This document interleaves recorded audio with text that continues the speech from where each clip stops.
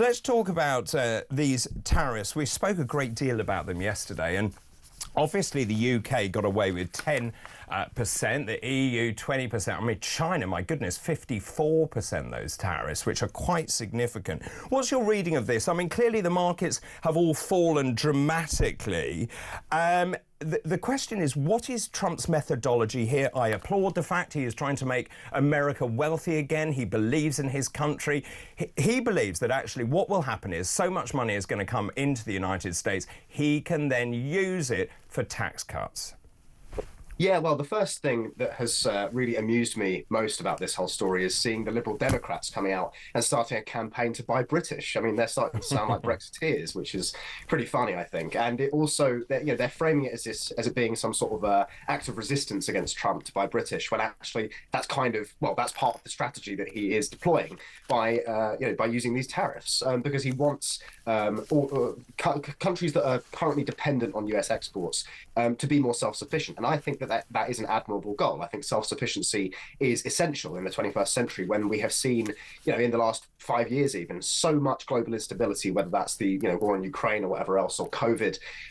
Self-sufficiency has never been more important when it comes to manufacturing, when it comes to food production, and all the rest of it. So but at the same time, I've heard from friends of mine in the finance industry who, they think about economics in a very different way to myself. They've said that the way they think about it is, well, global GDP is essentially, it's like a cake, right? And the bigger the cake is, the more there is to go around, and the better off everybody is. Now, I don't buy that philosophy actually works in reality, because although GDP in this country has nominally increased for several decades at this point, GDP per capita has not kept pace with that, certainly not since 2008. And the buying power of people's money, ability to buy housing, food, energy, fuel, etc., has gone down. Because I think if you go out and ask people in the streets today, do you feel richer than you've ever felt? I think the majority of people will say no.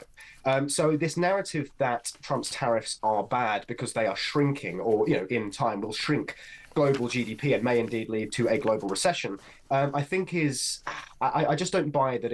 I think it's very short-term thinking, right? And I don't think that it's going to be a bad thing in the long term, because actually I am of the mind that America's involvement in Britain and Europe really is not as good as it's cracked up to be, right? I think that America's involvement in our economy has not been for the best, because there's a reason that every high street in this country looks the same now. Everywhere is just McDonald's and Starbucks and KFC, etc.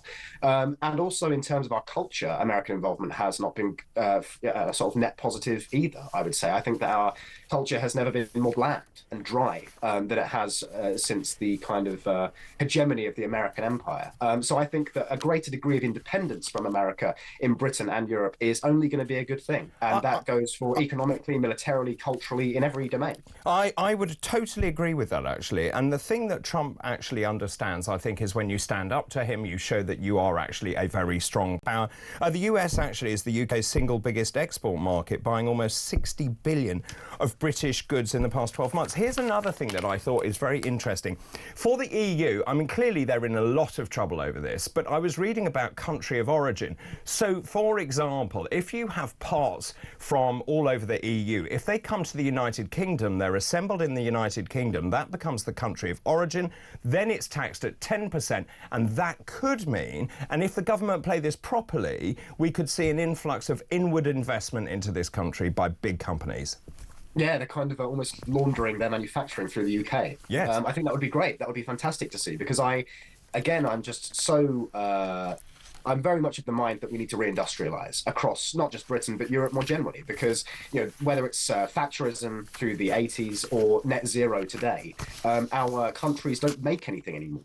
Britain, we don't build anything anymore. We used to be the workshop of the world, but now we've exported all of that to countries like China, whose quality of goods is far inferior to what we used to produce. And I think there is a reason that British craftsmanship has been so famous throughout history. It's because we are a great we're a people who produce great things. And so I think that more manufacturing taking place in the United Kingdom is only a good thing. And if that's one of the outcomes of Trump's tariffs, then so be it. Well, there is obviously the other side of this, which is to say that it may cost jobs and it may make life more difficult for ordinary people. And I'm not dismissing that. I think that that's definitely worthy of consideration.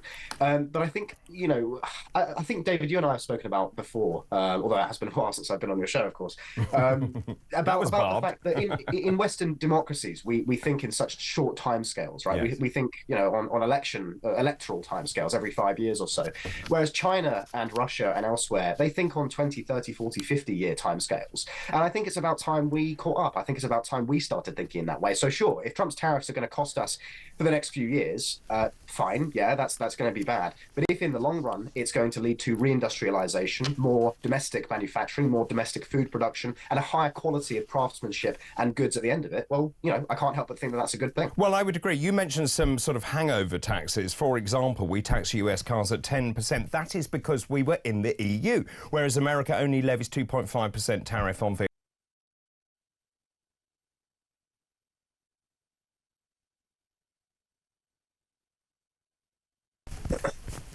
I think... No. There, you got me back. Well, hello. I don't know what happened there, Charlie. Sorry, I fell off. So I was just saying that Britain taxes US cars at 10%, America taxes at 2.5%. So Trump is right. There's an imbalance there in terms of taxation.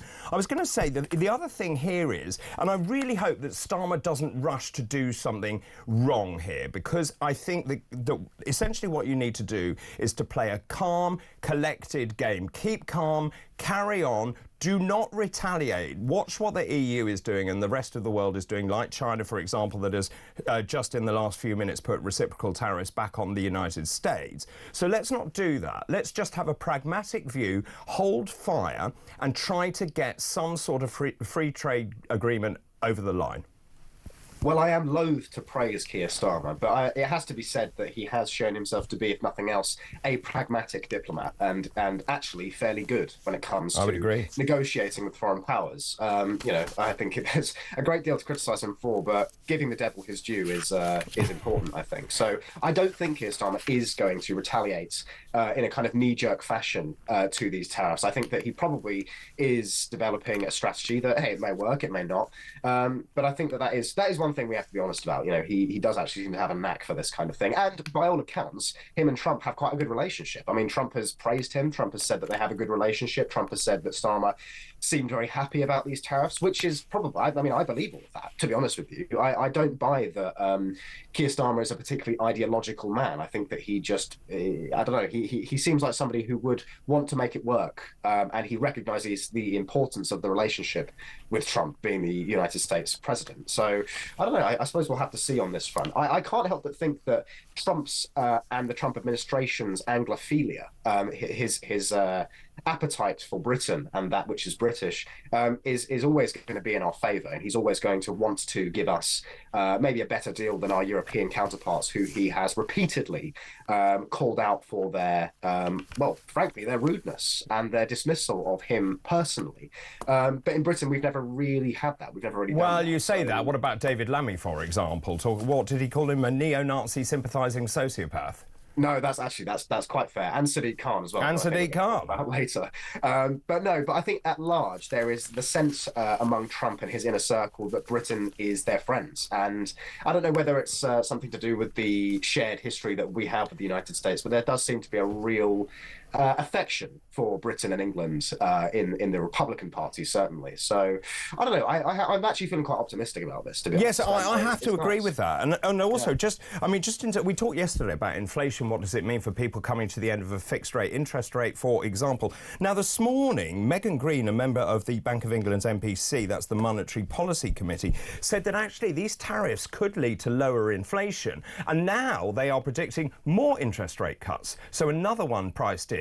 So instead of 2, there would be 3. And that would be great news for people who are coming to the end of their mortgage.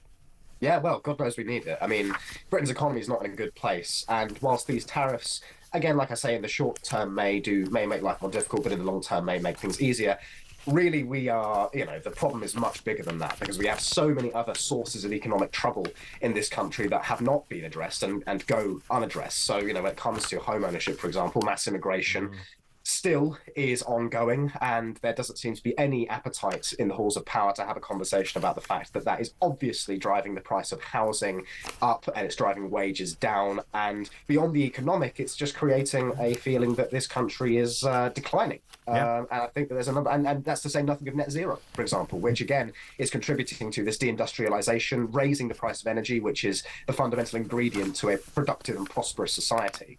So, I think that Trump's tariffs actually, if they're being labelled as the ultimate economic punishment by people in the media and the political spheres, I think they'd probably start, they'd be better off looking closer to home and at domestic policies and the things that our leaders are doing to this country themselves, if we're going to talk about economic hardship. Well, I'm quite enjoying watching the Remainers scrabbling around trying to justify this, and of course there is nowhere they can run. Let's just talk about NHS dentistry. The NHS dentistry has no future unless ministers agree to pay dentists more. This is according to a Public Accounts Committee, Parliament's Public Accounts Committee. Do you know, it is extraordinary. So many people are finding it so difficult to see a dentist. Last year, the BDA, that's the British Dental Association, found 13 million people have been unable to see an NHS dentist for years, about a quarter of the population. We are known world over for having terrible teeth in this country, and particularly if you go to America, they will tell you, oh, you've got British teeth. The way that dentists are paid also is absolutely ridiculous. So it's put into bands 1, 2 and 3. They're paid 25 quid for a band 1. That's a sort of examination, £70 for root canal extractions. They can't make any money. 300 quid if you have a crown denture or bridge. Isn't it time that we actually funded dentistry properly? Because actually it's not just about your oral health. It has a major impact on your physical health generally. Yeah, well, I'm not a doctor like you, David, but I can't help but think, not to be boring, but every conversation we have about the NHS in particular, it has to be brought back to simply the fact that we are bringing in people to this country who are taking more out of the system than they're putting in, because obviously we are sold the narrative that we need immigration to prop up the NHS and that the NHS is reliant, the NHS workforce is reliant on immigration, but this is a fantasy. This is propaganda, because actually, for every doctor or nurse or dentist that is brought in to serve the British public, and that is something that happens, don't get me wrong, they tend to bring in 3, 4, 5, 6 dependents, all of whom are also using the National Health Service, which means that actually in bringing in one dentist or doctor from abroad, we are in fact bringing in a net, 4, 5, 6 dependents who are actually going to take from the system. And so, it's no surprise that NHS dentistry, like the rest of the NHS, is grinding to a halt. Now, I'm fortunate because my dentist locally is quite good, and it is an NHS dentist. And so I've not really had to deal with problems like this, but I can tell you from, friends of mine who work in the NHS that across the service, it's just chaos. It's like battlefield medicine in some places because they're so understaffed, so overburdened, and the quality of care that they're able to give is seriously deteriorating. And, this is just, I think there is a sense in the UK still that the NHS is some kind of national religion. And that was really kicked into overdrive during the pandemic. But I think the British public really needs to get away from the idea that the NHS is the be-all and end-all, because it's, for damn sure it needs reform. And moreover, it's you can either have universal healthcare or you can have mass immigration. You can't have both. You need to have a stable population, a stable, productive population who's putting more into the system than it's taking out in order to have a functioning healthcare service. And that's not what we have right now, because in 2023, figures from the Centre for Migration Control show that 80% of skilled worker migrants, so these are people who will have been brought in to work in the NHS and elsewhere, were not breaking even, as it were, in terms of their contributions to the economy as against what they were taking out. So in order to break even, they needed to be earning about £37,000. And as I say, only 20% of skilled worker migrants were actually breaking that threshold. So what we're doing in the policy of mass migration is we are bringing in people who are net economic burdens on the taxpayer. And we wonder why stories like this one about NHS dentistry and about the NHS more generally and about public services and social housing more generally are so common. Well, quite, Charlie.